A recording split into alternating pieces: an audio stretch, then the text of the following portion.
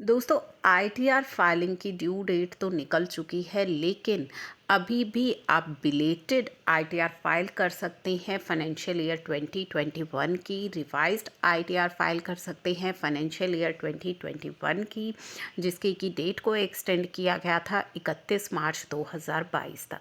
लेकिन पोर्टल पर काफ़ी सारी प्रॉब्लम फेस की जा रही है, काफ़ी इश्यूज़ आ रहे हैं पोर्टल पर, जिनको कि हमने रेज़ भी किया था, एक वीडियो भी अपलोड करी थी पोर्टल के इश्यूज़ को लेकर के, और इस ड्यू डेट को फर्दर एक्सटेंड किया जाए, थोड़ा समय दिया जाए, उसको लेकर के एक वीडियो भी अपलोड करी थी।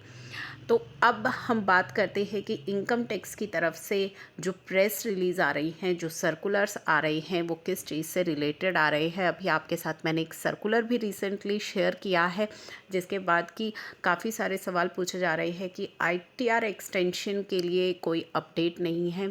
तो दोस्तों, आईटीआर एक्सटेंशन के लिए क्या इनकम टैक्स की तरफ से कोई अपडेट आ रहा है? सुबह से आप देख रहे हैं, सुबह से क्या कुछ समय से आप देख रहे हैं कि इनकम टैक्स इंडिया के ट्विटर अकाउंट पर आपको रिमाइंड करवाया जा रहा है बिलेटेड या रिवाइज्ड आईटीआर फाइलिंग को लेकर के एसएमएस आपके पास आ रहे हैं। अगर अभी तक आपने आईटीआर फाइल नहीं करी है तो ई कैंपेन के जो मैसेजेस हैं वो आपको आना स्टार्ट हो गए हैं कि आपका जो है कोई हाई वैल्यू ट्रांजैक्शन है। आप कंप्लायंस पोर्टल पर जाकर के चेक कीजिए, आपकी आईटीआर जो है अभी तक फ़ाइल नहीं हुई है, उसे फ़ाइल कीजिए।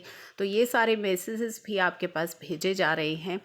तो अब हम बात कर रहे हैं, ये एक और प्रेस रिलीज़ है जो आपको स्क्रीन पर दिखाई दे रही है। ये प्रेस रिलीज़ किस इशू से रिलेटेड है दोस्तों? इस प्रेस रिलीज़ के अंदर भी जो इनकम टैक्स रूल है उनको उनके अंदर कुछ अमेंडमेंट की गई है। सेक्शन 234H को लेकर के बात की गई है, और जो कि एक पूरा डिटेल सर्कुलर इन्होंने निकाला था, उससे रिलेटेड ही ये प्रेस रिलीज़ है कि जिनको भी पैन अलॉट किए गए हैं, साथ ही जो एलिजिबल है टू ऑब्टेन आधार नंबर, उन्हें अपने इंटीमेट करने हैं आधार। तो ये भी जो पूरी प्रेस रिलीज़ है पैन और आधार को लेकर के ही है, जो सर्कुलर डिटेल में ऑलरेडी हम डिस्कस कर चुके हैं कि अगर 31 मार्च 2022 तक आपने पैन एंड आधार की लिंकिंग नहीं की तो आपको फ़ीस के अंदर राहत दी गई है कि 3 मंथ्स आपकी जो फ़ीस है वो 500 रहेगी, उसके बाद 1000। लेकिन जो पहले कहा गया था कि आपका पैन इनऑपरेटिव हो जाएगा, ऐसा अब नहीं होगा। 31 मार्च 2023 तक आपका पैन वर्किंग रहेगा। आपको ई वेरिफिकेशन करना है या जो भी आपके इम्पोर्टेंट कंप्लाइंसेस हैं उनके लिए आप अपना पैन जो है यूज़ कर सकते हैं। तो पैन आपका यहाँ पे इनऑपरेटिव नहीं किया जाएगा। एसएससी जिन्होंने अपना लिंक नहीं किया will continue to be functional for the procedure under furnishing of ITR, processing of return. तो इसका सर्कुलर ऑलरेडी हम डिस्कस कर चुके हैं, तो इस प्रेस रिलीज़ को हम यहाँ पे ज़्यादा डिस्कस नहीं करेंगे।